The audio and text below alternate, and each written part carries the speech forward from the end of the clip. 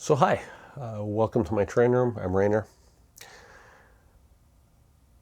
Today I am going to be showing you the first stage of my building this factory. It's a KIBRI factory kit. It's an older kit that I bought on eBay. It looks like from the years posted on here that it was actually made or packaged in 2003, but bought it on eBay and got it for a pretty good price. And my idea with it is to use it as part of my paper mill complex. Now, for anybody who's followed my channel, they know what I'm doing is, I guess what people would call proto-lancing. I am basing a lot of my ideas, or I'm inspired by the Algoma Central Railway, but I'm not trying to follow the prototype exactly. I'm not trying to make things look exactly like they do on the Algoma Central Railway. I really don't have the space for that, and I'm kind of allowing myself the freedom to do things in my own way, run some steam engines, even though ACR was the first railroad in Canada to get rid of steam engines, and just kind of doing my own thing. But I'm trying to get ideas from the Algoma Central Railway, and one of the major industries that they supplied raw materials for, and also moved products out of, was the former St. Mary's Paper in Sault Ste. Marie. That factory is long gone, but there's one large building that's been deemed a historic building, and it's a large brick, I think sandstone kind of a building, kind of a older style of architecture, and that's been left standing and is being used for other things now. So I just thought it'd be kind of cool to find a old factory building and build that rather than a more modern modular building or whatever that they use for factories nowadays. So I thought I would build this as kind of the center of my paper mill complex. I don't know how it's going to work, and you know what? We're doing railroad modeling, and you can never model everything in a particular industry. So the best you can do is to try to do a representation of it, and that's really what I'm doing. I mean, after all, what we're looking for is a place to run train cars into and pull train cars out of, to provide some visual interest and give us a place to operate the trains, and kind of give us an excuse to use different types of train cars. I mean, that's really what it's all about. So anyway, I decided I'm going to start building this factory, and so this is where I've got it to so far. I've got the 4 main outside walls done. As you can see, I haven't built it as exactly as in the picture. I mean, structurally I've built it as the instructions say, but what I decided to do was paint it. Here's some of the other parts of the tower that I still haven't built, and let's see if I can see it in one of these a little bit more. All of these panels, this side I've already painted, but the other side you can see the original color, and it's not that far off, you know. I mean, I painted a similar kind of color. But what they did was they printed in this kind of, you know, brownish red plastic, but it looks like they just threw in some gray and black plastic into the bucket and swirled it around and molded it out of that, so that there would be some color variation. And I understand what they were trying to do. They were trying to keep the plastic from looking too plasticky and looking too uniform, because when you look at a real building, if it's of any age, all of the bricks are not exactly the same color. It doesn't weather the same, it doesn't wear the same, and you get dirt built up on it. The problem is that it had these kind of gray swirls through it that really didn't correspond at all to the brick patterns, and I really didn't like the look of it. So I did with this structure, what I do with all of my building structure kits. I took all the walls and I first spray painted them flat black.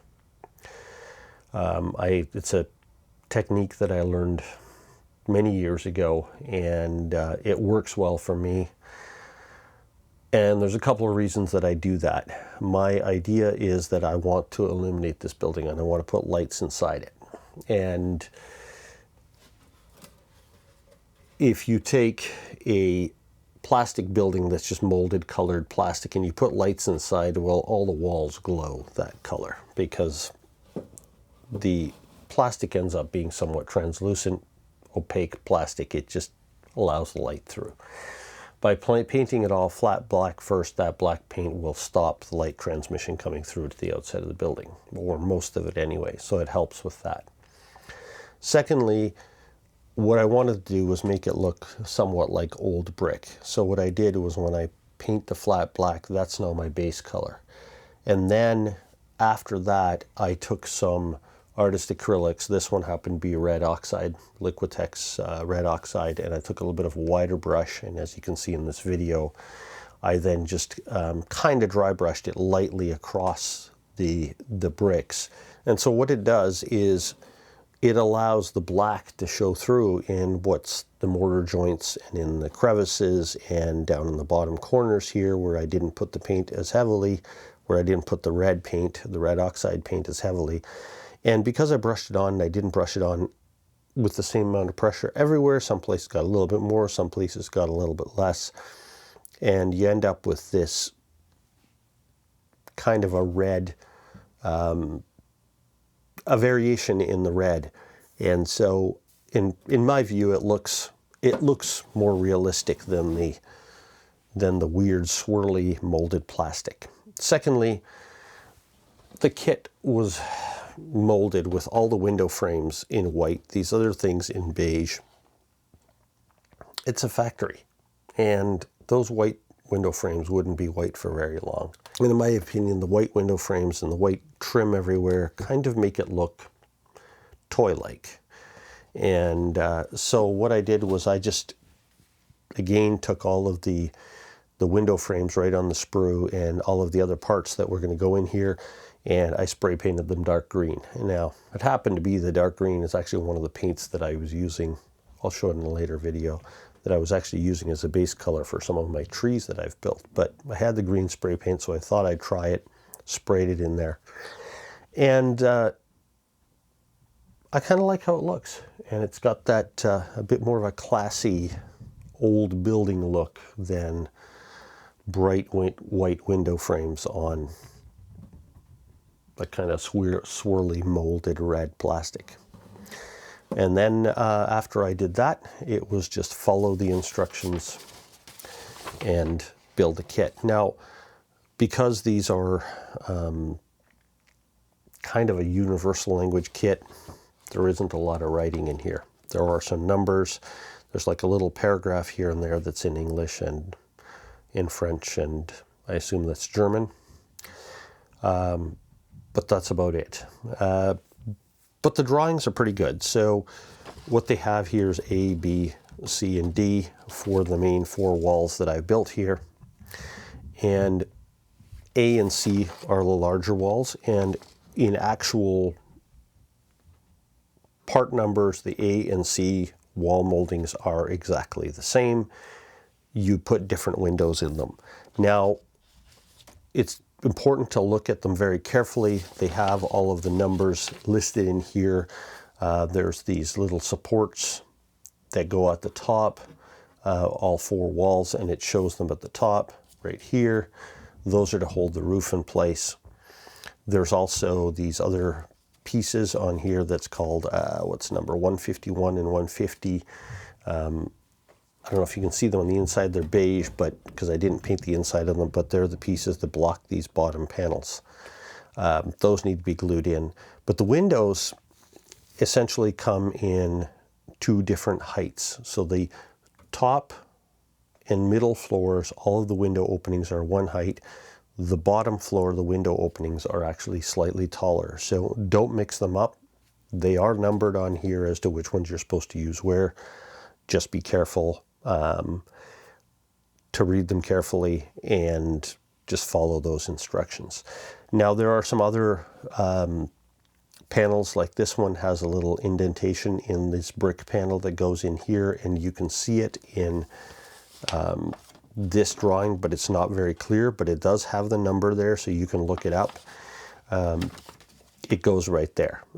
If you look on the other side of the building in here, These two panels look identical at first glance, but when you look at the drawings very carefully, you can see that this one is one W135, and it actually has 4 small holes in it where this one doesn't. And it does have this, and it's got the arrow showing it going through that.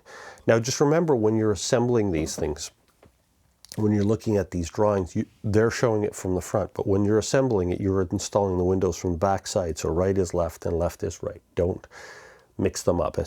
If you're a new model builder, it's something you can do really easily, and if you're trying to follow the instructions, just remember, when you're looking at these drawings, you're always looking at in the drawing, you're looking at the front of the wall, but when you're actually assembling it, you're doing it from the back. So just remember to make sure that you're actually putting it on the right side or left side or the correct side. Some of the windows, the bottom halves are frosted, some of them are not. They do have a different part number. I'm talking about the clear glass part, the clear panels. Some of them are clear, some of them have a bottom section that's frosted. They will fit from one to the other. They're actually the exact same size of piece, but if you want to follow the instructions, just look at the drawings carefully and it will show you where those go. What I like to do is get all the pieces, have the wall down, get all the pieces in place, test fit them, make sure I know exactly where they are, and then glue them in one at a time. And once all that was set, it's just a matter of gluing the walls all together. So the drawings are fairly clear. I mean, it's not a difficult thing to do. You're just putting in, 10 identical windows across there. These 3 are slightly taller, but they go in the same way. And then these come in multiple pieces because you've got the filler brick panels at the bottom and then the little part of the window at the top.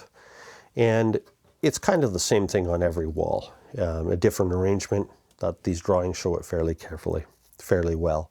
Now, as I mentioned, the long wall on this side, the long wall on this side are the same. The short walls on the ends are not the same. The moldings are slightly different. They look the same at the first glance, but A is this wall, C is this wall, but B and D are not identical. And B is the wall on the other end.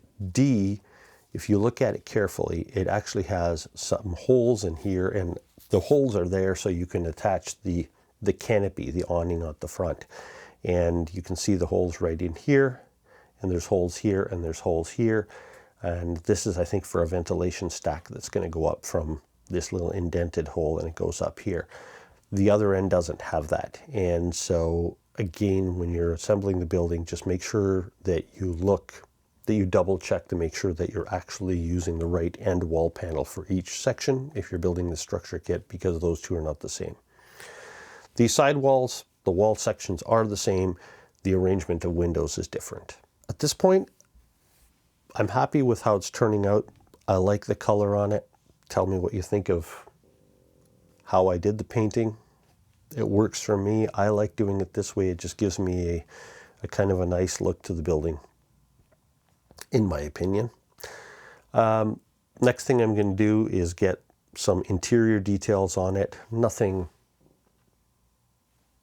too accurate. All I really want to do is have something on the inside so when I turn the lights on and you see it from a distance, it doesn't look like an empty building. Not that you're going to be able to see a lot through the windows, because there's going to be an awning here. There's going to be like a little, which way is it? Yeah, there's an awning out here, and on this side there is going to be a kind of a loading dock sticking out here. So it's not like you're going to be seeing a lot through the windows, because there's other details that are covering up a lot of it, but I don't want it to be so that it's just obviously an empty building, especially when it's going to be illuminated. And if I turn the lights off, and it's going to be really noticeable. So that's kind of what I'm going to start working on now, is some interior for it and getting some lights in place. And then I will have another video as soon as I can to show you the progress on the building. Hopefully this gives you a little bit of idea on how I'm doing these structures. And if you haven't subscribed, subscribe if you want to see more. And hopefully this was at least a little bit educational for you. See you next time.